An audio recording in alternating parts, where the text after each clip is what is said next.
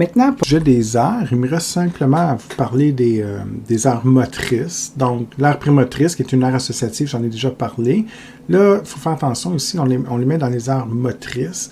On parle surtout d'aire motrice primaire, donc il y a peut-être une confusion ici. Ce que je pointe avec les flèches, l'aire motrice primaire pour les gestes simples, parfait. L'aire motrice du langage aussi également. L'aire prémotrice est plutôt une aire associative, j'en ai déjà parlé d'ailleurs il n'y a pas si longtemps. Donc, très simple, hein? L'aire motrice primaire, je l'ai dit, c'est des gestes simples. Donc, dans ce cas-ci, on stimule certains neurones de l'aire motrice, puis on peut, exemple, faire contracter les muscles du bras, des jambes, mais on travaille sur un petit groupe de muscles. Donc, on ne peut pas faire des gestes très complexes. Ça va être des gestes très simples. Lever la main, baisser la main, pouce en l'air, en bas. Donc, voilà.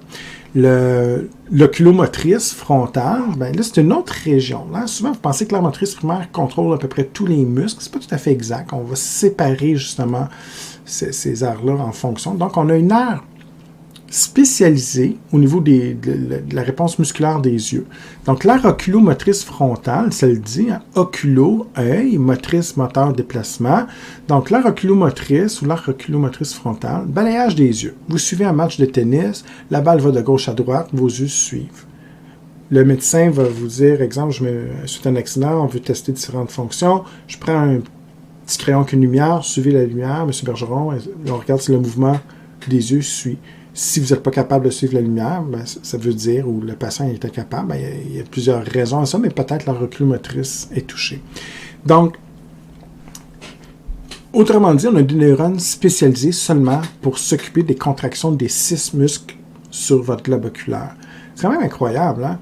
On a juste 6 muscles sur les 600 quelques de votre corps qui sont dédiés à votre œil droit, puis on en a 6 sur l'œil gauche, et on a une aire unique dans votre cerveau pour s'occuper de ces 6 muscles-là. Tellement important, hein, justement, de contracter. Et vous ne réalisez pas, mais quand vous levez la main, faites un sport, il n'y a pas tant de mouvements possibles. On dit qu'au niveau de la main, là, puis du bras, mais mettons la main qui fait plus il y a à peu près 15 degrés de mouvement, 15 types de mouvements. Et les yeux, on peut déplacer l'œil à 1 millimètre près dans toutes les orientations possibles. Donc, on est capable de faire des déplacements très, très fins. Et il y a plusieurs raisons à ça. Il y a des raisons musculaires, des raisons nerveuses, puis il y a des raisons aussi au niveau des aires motrices. En fait, plus que j'ai un grand nombre de neurones qui s'occupent d'un muscle, mais plus que je peux le faire travailler avec précision. Donc, c'est pour ça qu'on a une aire dédiée, finalement, au balayage des yeux. Broca aussi, on a une aire spécifique, l'aire de Broca ou motrice du langage, qui est dédié à la production des paroles. Donc, tantôt, je vous disais que l'aire de Wernicke travaille très fort pour vous autres quand vous suivez mes cours en classe parce que vous essayez de décoder mon langage. Mais moi, dans mon cas, comme enseignant, c'est l'aire de Broca qui travaille fort. Donc, la production de paroles claires pour que mes étudiants puissent bien me suivre. Donc, pour produire le langage, il y a certains muscles au niveau de ma bouche, de la langue, hein, dans la région orale, évidemment, buccale, qui va contrôler. Puis le positionnement de ma langue, hein, si j'étais un anglophone, le positionnement de ma langue se fait différemment que si je suis un francophone. Donc, tout ça doit être contrôlé, hein, ces muscles-là, contrôlés de façon synchrone pour justement m'assurer que je produise le langage correctement. Donc, c'est une réponse musculaire. Et encore une fois, on pense souvent que c'est dans l'aire motrice, mais c'est pas vrai. On a une aire motrice spécialisée juste pour le langage, donc juste pour les muscles qui s'occupent de la production de son. Donc, si je vous dis qu'on a une lésion, hein, il y a une condition qui est paraclinique qui s'appelle l'aphasie, qui est une condition médicale qui fait que l'aire de Broca ne fonctionne pas, qu'est-ce que ça ferait? Est-ce que je suis paralysé? Ben non, je peux marcher. L'aire motrice, l'aire prémotrice fonctionne, mes yeux fonctionnent, sauf que j'aurais beaucoup de difficulté à produire des sons clairs. Et ça, c'est terrible. Si vous avez un patient un jour ou l'autre qui est atteint de cette maladie-là, plusieurs témoignages de patients, c'est extrêmement frustrant. Et si vous avez un patient qui est atteint de ça, d'aphasie, ou que Broca ne fonctionne pas, pensez à mon cours, là, soyez patient, parce que souvent, ils sont dénigrés, ces gens-là. Comme le discours se fait mal, ils vont parler avec... beaucoup de difficultés, les sons sont pas clairs et tout, on va toujours penser que cette personne-là a une déficience intellectuelle. Et pourtant, c'est peut-être une personne qui est 100 fois plus intelligente que moi, que vous, que tout le monde, qui a une Wernicke qui décode très très bien ce que vous lui demandez, qui a peut-être le préfrontal à 300% puis qui peut résoudre des problèmes mathématiques que je serais incapable de faire. Ça n'a rien à voir avec son intellect, ça n'a rien à voir avec sa compréhension du langage. C'est simplement que les muscles qui devraient être contractés au bon moment ne le font pas. Et là, on ne comprend rien quand elle parle et tout ça. Et là, par préjugé, on va justement associer ça à un déficit intellectuel. Fait que c'est des gens qui sont très, très sous-estimés, là. Et ça peut être très, très frustrant. Ça peut même modifier le caractère du patient parce qu'à un moment donné, il est juste tanné. Il comprend, mais imaginez-vous la frustration de ne jamais pouvoir s'expliquer clairement. Et rentrer en relation avec les autres devient complexe aussi. On peut le faire par écrit, mais on ne pourra pas le faire au niveau oral. Donc, voilà. Alors, Broca, langage. Et maintenant, je vais avec les mêmes questions.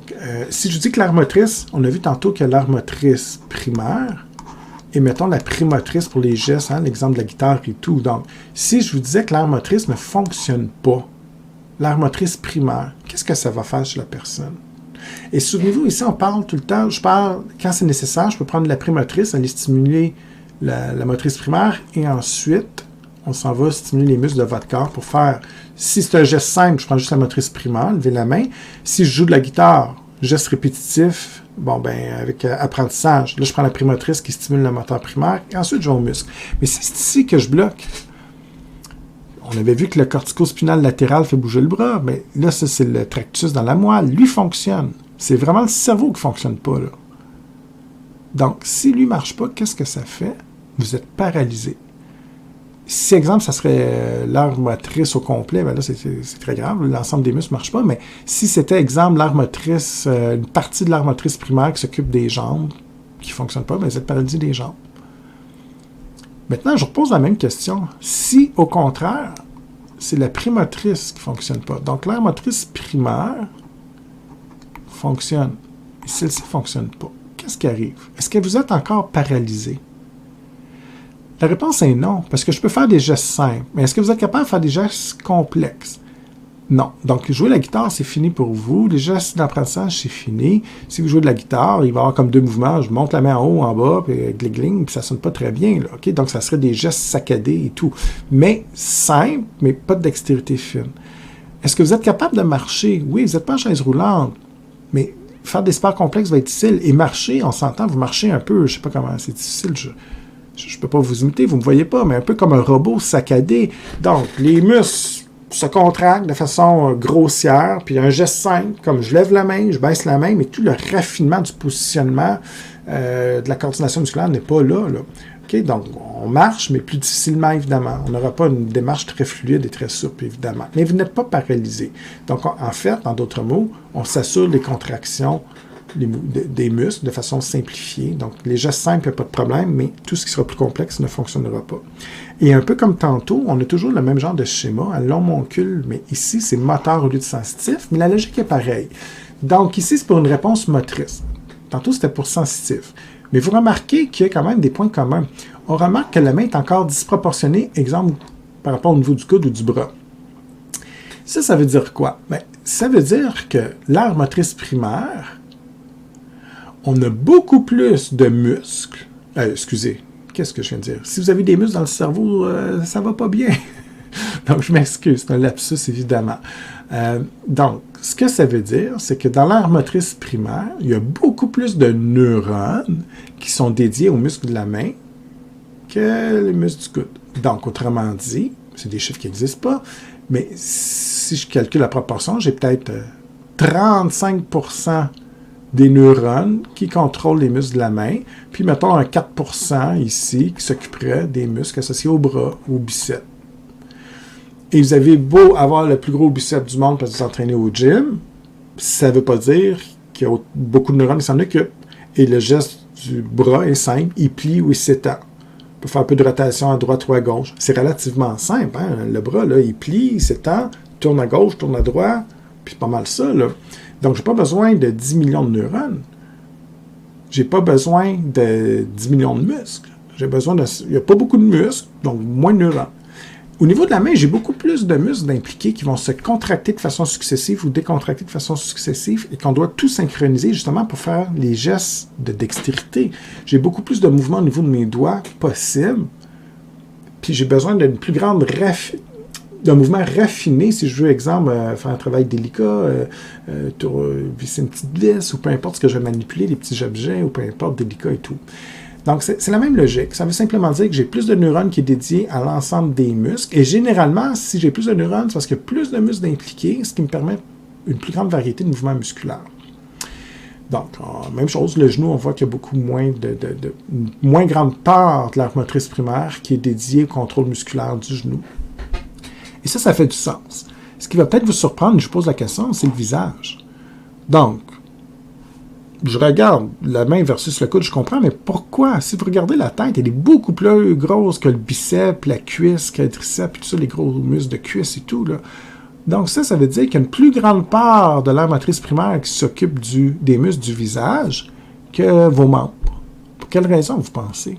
Pourquoi j'ai autant de neurones de l'aire motrice qui contrôlent l'ensemble du visage? C'est quoi l'impact biologique? Pourquoi? C'est quoi, en fait, la raison? Pas l'impact, mais c'est quoi la raison biologique de ça?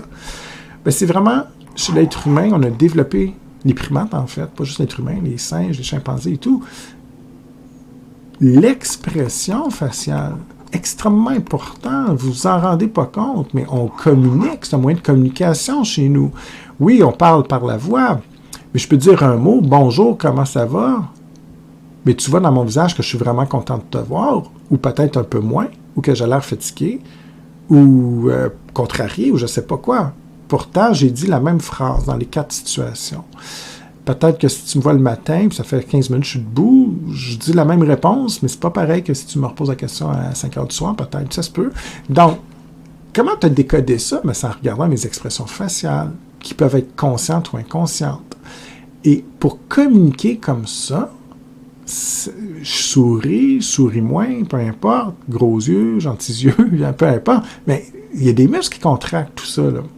Et cette contraction musculaire implique, pour l'expression faciale, la communication, implique beaucoup de muscles. Donc, j'ai besoin de beaucoup de neurones de l'aire motrice primaire pour permettre ces contractions-là. Donc, c'est facile à comprendre la dextérité, mais des fois, on oublie que pour le visage, on a à peu près la même part. Là. Regardez la taille, c'est pas à l'échelle, mais ça donne une idée. Parce que, justement, ici, c'est un autre objectif biologique, l'expression, la communication avec nos pairs, mais on a à peu près autant de neurones de l'aire motrice qui s'occupent du visage que les muscles de la main, en fait. Maintenant, ici, c'est une figure qui intègre tout ce que je viens de dire. Donc, pour des gestes de la vie courante, même moi, j'ai vraiment simplifié heure par heure, mais en fait, vous réalisez que pour tout ça, il y a toujours plusieurs heures qui sont impliquées. Vous êtes assis, vous regardez la télé, vous avez des aires auditives, des aires olfactives, il fait chaud dans la pièce, froid, donc les aires somesthésiques, vous êtes assis sur le sofa, vous sentez le toucher du coussin sur votre dos, peu importe. Tous ces aires-là somesthésiques, donc, vont être toujours impliqués. Wernicke, qui essaie de décoder ce que vous entendez à la télé. Vous parlez à votre chum, votre blonde en même temps, Broca qui fonctionne.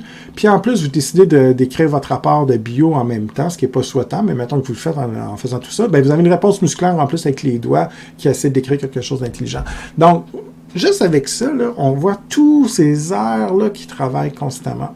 Et à une fraction de seconde, tous ces aires-là se stimulent, produisent ou non des influx nerveux, justement pour se réadapter. L'intégrative commune qui va dire, OK, là, fait 3 fautes que je fais, je vais peut-être fermer la télé pour me concentrer sur mon rapport, ou ça donne rien, je ferai ça plus tard, je vais écouter la télé. Peu importe, vous allez arriver à d'autres décisions. Et il y a un autre exemple ici dans votre livre, une dame qui chante, qui joue de la guitare, donc on voit que la primatrice va être impliquée pour jouer sa chanson, Broca pour produire les paroles de la chanson, visuel primaire associatif pour voir sa foule s'il trippe ou il n'aime pas son spectacle. Donc, bouge les yeux, regardez l'ensemble de la foule, oculomotrice frontale. Donc, on voit que tous ces arts-là vont être mis en contribution. Puis les auditeurs ou les spectateurs, même chose. Lui, il se fait toucher par l'épaule, donc somesthésique par son collègue qui veut dire quelque chose. Donc, Wernicke qui essaie d'entendre ce que lui dit, décode ce qu'il dit, toucher sur son épaule pour attirer son attention. Il mange, donc mastication et tout ça. Donc, Mais évidemment, auditif primaire associatif, hein, évidemment, parce qu'on écoute le spectacle. Donc voilà, c'est juste pour vous montrer que tout ça travaille ensemble. Il n'y a rien à apprendre. C'est juste comme une image pour montrer à quel point on contribue. Ce que je trouve plus important encore, tant qu'à intégrer, c'est de faire un lien avec la séquence 5, partie 2. Cette image que je vous avais montrée pour introduire les faisceaux, les tractus. Souvenez-vous, madame fait la cuisine, tient une cuillère, touche un objet qui est chaud, un peu douloureux, mais tolérable, donc c'est pas un réflexe ici, parce que si ça avait été un réflexe de retrait, le cerveau ne serait pas impliqué, ça serait juste la moelle épinière. Donc, au point de vue sensitif, on rentre dans la moelle, mais on ressort immédiatement pour générer une contraction musculaire. Ça, c'est autre chose. Ici, la dame décide de lever la main. Et là, si on fait un lien qui fait saut tractus, exemple, elle décide d'enlever la main. Qu'est-ce qu'elle sent ici? Ben, j'ai un récepteur, exemple, un récepteur à la douleur, nocicepteur, neurone sensitif, passe par la racine dorsale, donc on va le voir, neurone de premier ordre, exemple, le récepteur est ici, on s'en vient comme ça, dorsale, hein? Donc racine dorsale, parce que c'est la partie du nerf spinal qui amène la formation sensitive, c'est donc une révision. On passe par la substance blanche, et on vient se connecter avec un deuxième neurone ici, au niveau du tronc. Dans la substance blanche, cet axone-là, c'est le neurone de deuxième ordre, mais son nom, ça serait quoi? Bien, comme c'est un signal de douleur, est-ce que c'est le spinothalamique latéral, ventral, cuniforme ou gracile? Ici, la bonne réponse, si vous avez utilisé l'autre capsule, c'est spinothalamique latéral. Donc, on s'en vient comme ça. J'arrive dans le thalamus. Parfait. On redistribue dans la bonne aire la sensation. Donc, le thalamique, avec le neurone de troisième ordre, on vient se brancher dans une aire. Maintenant, j'ai le droit de vous dire quelle aire vous avez, avec la capsule d'aujourd'hui, l'information. Je vous demanderai dans quel endroit du cerveau, précisément, donc quelle aire s'occupe de l'interprétation des signaux associés à la douleur. La réponse, il y en a deux, ça serait l'aire somesthésique primaire pour une première interprétation, et ensuite, le somesthésique primaire va informer l'aire somesthésique associatif. Donc déjà, il y aurait deux aires ici qui communiquent ensemble, donc deux neurones supplémentaires qu'on pourrait ajouter, même si ce n'est pas nécessaire. Puis ceux qui ont très bien suivi, ça serait suffisant pour moi, mais on pourrait me dire, ouais, mais il y a toujours l'intégrative commune d'impliquer. C'est vrai. Donc, dans toutes les situations possibles, il y a toujours l'intégrative commune. Donc, à partir de la somesthésique associative, peut-être qu'elle va aller faire des liens avec d'autres régions du cerveau, mais un lien sûr et unique qui va toujours se faire, c'est qu'on informe toujours. Tous les aires vont toujours informer l'intégrative commune pour une décision finale. Et vous voyez, c'est ça, intégrer la biologie, c'est que c'est pas juste d'apprendre les faisceaux bêtement, ensuite les fonctionnements du cerveau plus tard dans la session, ensuite les influx nerveux qu'on a vus en début de session. C'est d'être capable de faire un lien entre ces différents éléments-là, puis voir comment tout ça se rattache. Okay? Donc, bien sûr, je vous ai parlé des nerfs spinaux, de la moelle épinière avec les faisceaux tractus, puis aujourd'hui, je vous parle du cerveau, mais tout ça, évidemment, est relié. Okay? Donc, voilà, c'était juste pour faire une petite révision avec vous autres de ce qu'on avait déjà vu par le passé. OK, maintenant, ça, je passe vraiment plus vite, je l'ai vu tantôt. Hein, je vous ai déjà donné une définition en début de capsule, donc dans la substance blanche, en fait, pour bien suivre, je suis toujours dans le cerveau. On vient de voir les aires, donc les aires primaires, associatives, motrices. Donc, j'étais dans la substance grise du cerveau. Maintenant, on est toujours dans le cerveau, mais on passe à la substance blanche. Donc, on change un petit peu de sujet, mais j'en ai déjà parlé. Associative, commissurale, projection, vous avez déjà une définition. Et dans l'associative, il y a deux types de fibres, les archées et les fascicules longitudinaux, qui se retrouvent à des endroits un peu différents, mais je ne demanderai jamais ça à l'examen. Je trouve que c'est trop poussé pour soins infirmiers, je ne vois pas trop l'intérêt non plus. Donc, vraiment, il va avec les trois grandes classes d'axones ou de neurofibres, et c'est suffisant. En termes de dessin, pour mes visuels, j'avais fait des dessins grossiers pour illustrer ça, mais là, on le voit beaucoup mieux. Donc, si je vous dis, exemple ici, c'est des associatives, ben, je les refais ici, c'est parce qu'on reste du même côté, soit du côté droit, soit du côté gauche, mais aucune communication entre les deux hémisphères. Les neurofibres ou axones commissurales, c'est les bleus ici, ils traversent, exemple comme le corps calleux, c'est des axones qui traversent du côté droit et gauche, et qui permettent donc une communication entre les deux hémisphères. Et de projection, ben là, on le voit très bien, on part de l'encéphale, du cerveau, pardon, des hémisphères cérébraux, que ce soit droite ou gauche, peu importe, mais on sort par le tronc, puis on va descendre dans le moelle épinière, et éventuellement, on va se projeter dans le corps. On va sortir par les nerfs spinaux, si c'est moteur, exemple, racine ventrale, puis on s'en va dans l'ensemble du corps. Donc, projection, on se projette, on s'éloigne. tout simplement. Donc, c'est déjà vu. Je vous avais aussi dit, et là, je vais pousser un peu plus, que les deux hémisphères ne font pas exactement la même chose. Hein. Ils ont différentes fonctions, contrairement à ce que les gens pensent des fois. Le côté gauche du cerveau, hémisphère gauche, ou droit, que je pointe présentement, ne fait pas la même chose que le gauche. Alors, bien souvent, oui, on a des aires en double. L'aire visuelle droit, l'aire visuelle gauche, exemple, parfait. Mais parfois, on a des aires spécifiques d'un côté et qu'on n'a pas de l'autre côté. Ce qui fait en sorte que tous les aires communiquent entre elles. Les deux moitiés du cerveau communiquent. Donc, on voit le corps calleux ici, hein, en passant. Là. C'est ce que je vais vous montrer éventuellement. Là. Je l'avais fait en dessin, mais les axones commissurales passent ici, mais hop, ici, il n'y en a pas. Donc, c'est un endroit privilégié pour permettre la communication entre les deux hémisphères. Donc, je ferme la parenthèse. Alors, ce que je vous disais, il y a une spécialisation qui se fait entre les deux hémisphères. Donc, les deux hémisphères, il y a un hémisphère qui est meilleur dans certaines tâches, puis l'autre dans d'autres tâches. C'est le concept de latéralisation cérébrale. Et il n'y a pas de définition dans vos notes de cours, puis dans le livre, c'est peut-être pas trop clair. Donc, je vous en donne une parmi tant d'autres. Tant que vous êtes capable de me dire dans vos mots à peu près qu'est-ce que ça veut dire. La latéralisation cérébrale, ça veut simplement dire que c'est la capacité d'un hémisphère cérébral à se spécialiser dans une tâche. Okay? Donc, c'est vraiment la capacité d'un hémisphère cérébral à se spécialiser dans une tâche. Donc, autrement dit, en d'autres mots, c'est que le côté droit fait certaines tâches et le côté gauche est meilleur dans d'autres tâches. Ils ont des fonctions différentes. Et c'est ça le concept de latéralisation. C'est juste pour dire que le côté droit du cerveau ne fait pas exactement la même chose que le côté gauche. Pas plus compliqué que ça. Ce que j'aimerais que vous sachiez, sans rentrer en détail, c'est quoi la différence de fonctionnalité entre les deux hémisphères? Bien, généralement, l'hémisphère gauche, généralement, ça peut varier d'une personne à l'autre et tout, mais la plupart du temps, on s'est rendu compte que l'hémisphère gauche est particulièrement mis à contribution quand on fait des tâches logiques, mathématiques, scientifiques, rationnelles. Okay? Donc, quand on est dans le cartésien, là, donc, le rationnel, la logique, la mathématique, pas mal ça. L'hémisphère droit, on est plus dans le côté intuitif, donc l'intuition, artistique. Voilà, ok? Donc, c'est comme deux éléments différents.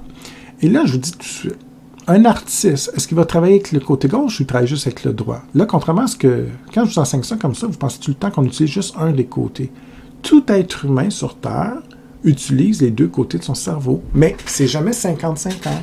On va utiliser de façon naturelle peut-être le côté droit plus que le côté gauche, ou vice-versa. Puis en même temps, on peut le faire de façon naturelle, mais aussi selon ce que vous vivez. Même si vous êtes un artiste né et que vous travaillez beaucoup avec le côté droit, vous êtes très artistique, très créatif, très intuitif, puis pas tellement, de façon naturelle, un peu moins logique ou rationnelle, ben, vous avez peut-être des prédispositions. Mais si je vous donne un examen de maths comme tout le monde en secondaire 4, vous n'aurez pas le choix de travailler avec le côté gauche pour résoudre votre examen de maths. Tout le monde utilise les deux côtés. Donc ça, c'est la première chose. L'autre chose qui n'est pas écrite, et je vous pose la question, est-ce qu'on est avec ces capacités-là, c'est immuable, on ne peut plus rien changer? Bien sûr que non. Par apprentissage, on peut modifier.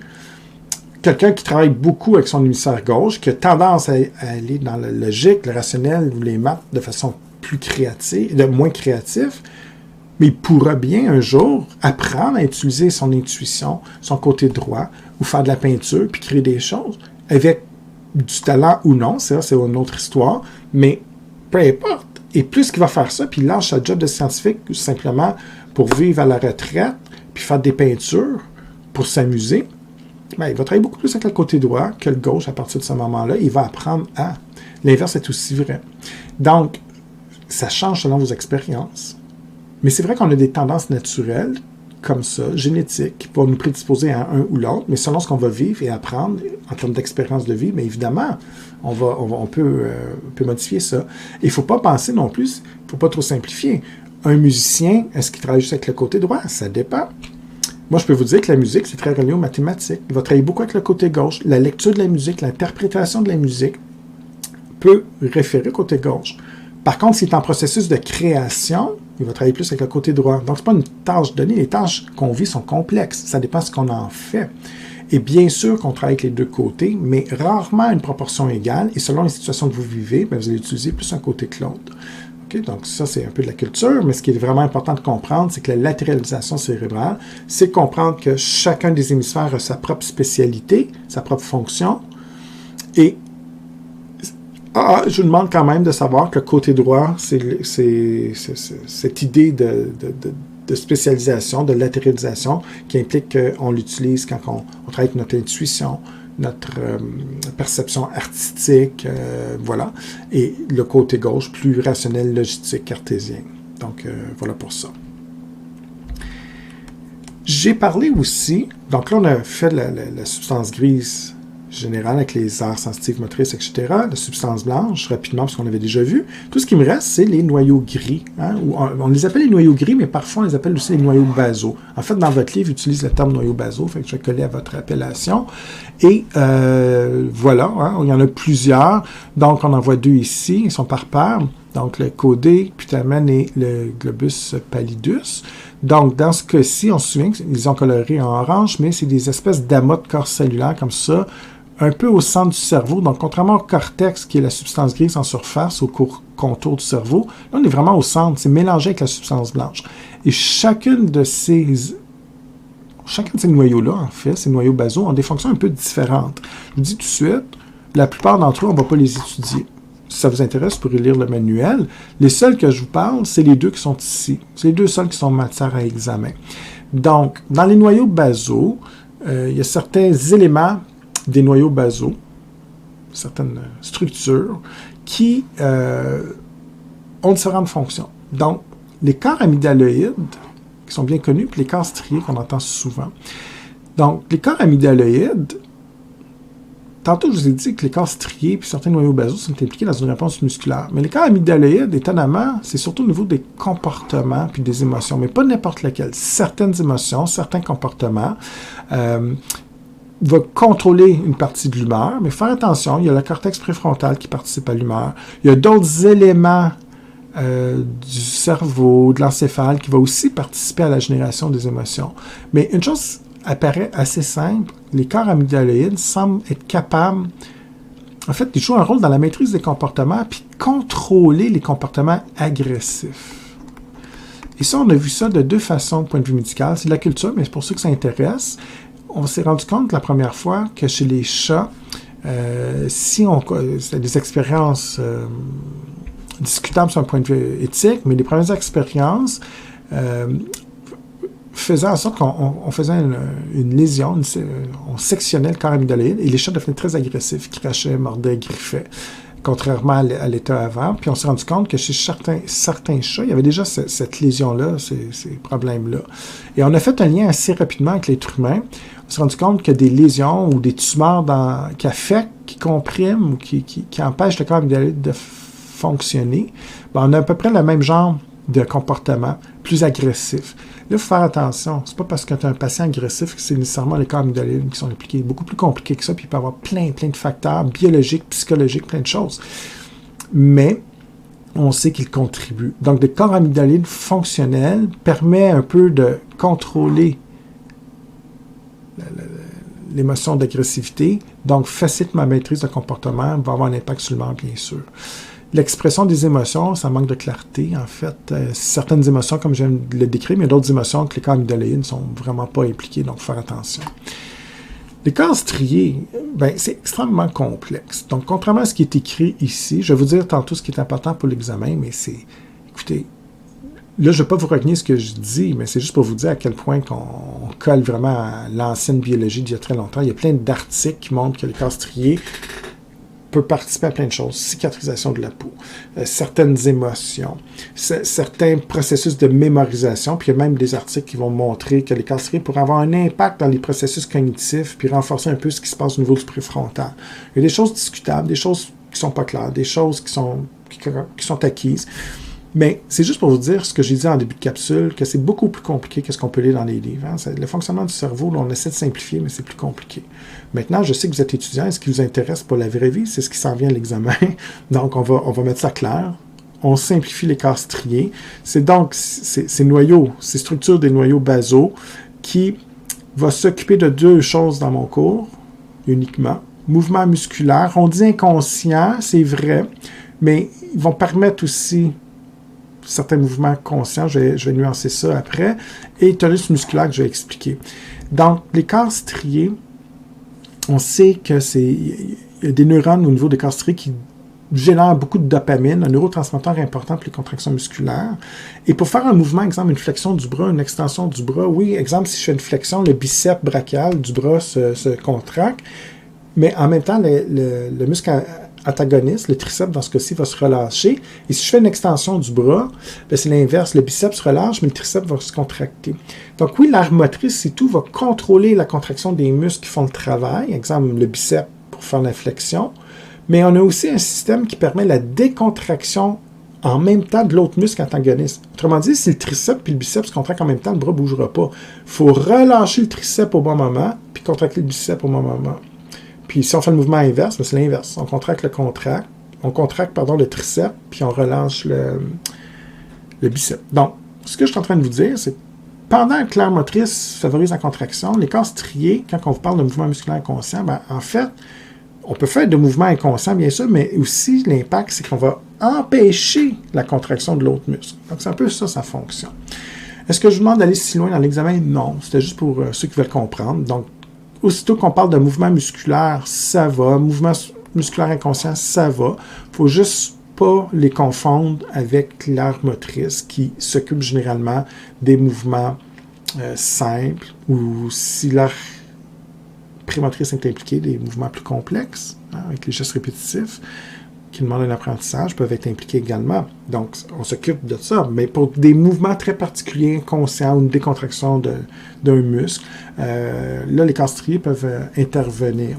Et vous connaissez peut-être la maladie d'Huntington, ou de Parkinson, qui sont reliés. On sait que c'est une destruction des neurones dans le corps strié, ou encore des neurones qui ne produisent pas assez de dopamine, ou la destruction de ces neurones-là qui empêchent la production de dopamine.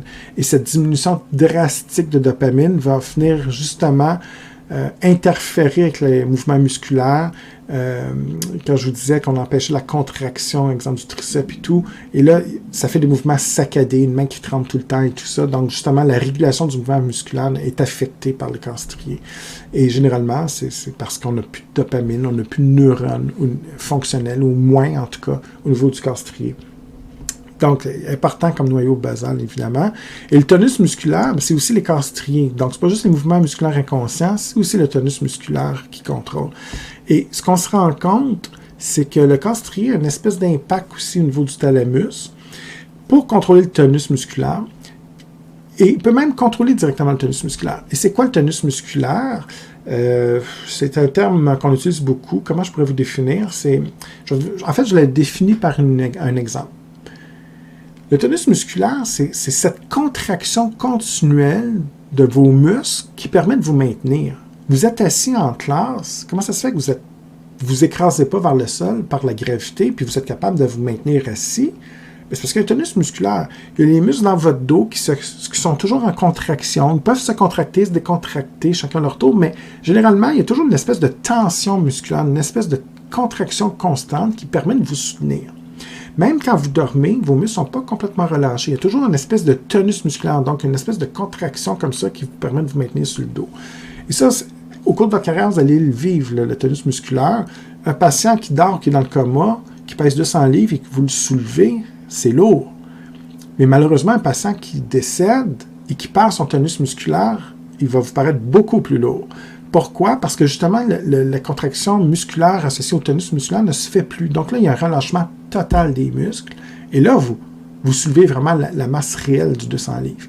Donc, ce tonus musculaire nous permet de se maintenir assis, couché, et ça nous permet de se soutenir, entre guillemets. Donc, c'est important, sauf que ça se fait de façon inconsciente. Et ces contractions musculaires inconscientes, là, ça revient à la première fonction, mais justement, permet justement de maintenir votre tonus. Donc, vous n'allez pas dire, OK, je vais contracter tel muscle du dos pour me maintenir tel degré. Là. Ça se fait consciemment. Vous n'êtes pas écrasé, vous êtes assis sur votre chaise. Okay? Donc, ce tonus musculaire est donc contrôlé justement par ces corps striés, justement. Ici, c'est simplement pour votre idée, votre culture. Je ne vais pas mettre ça à l'examen. C'est pour vous montrer la localisation des différents noyaux basaux. Mais je ne vais pas demander de les identifier, de les distinguer. Tant que vous savez qu'ils sont dans la substance blanche, comme on a dit précédemment, ça me va.